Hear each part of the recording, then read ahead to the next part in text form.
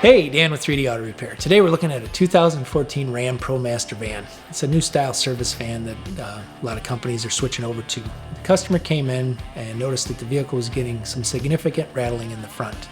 We took the vehicle for a test drive, noticed that rattling for sure was getting pretty bad.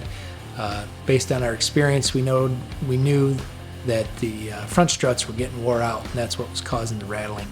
We informed them that we would need to replace the struts in order to get that rattle taken care of. They said go ahead. As you can see from the photos here, this is kind of an extensive job. We have to remove some interior panels to get access to the top of the struts where they mount to the vehicle. Once we got those replaced, got the panels put back in place, took the vehicle for a drive. Sure enough, the rattle was gone. Informed the customer the vehicle was ready to go. So if you have a vehicle that's got some rattling, you're not quite sure where it's coming from, we do offer free inspection for something like that. If that's what's going on with your car and you'd like to get it inspected, please give us a call. My name's Dan. Thanks for watching, and I look forward to seeing you at the shop.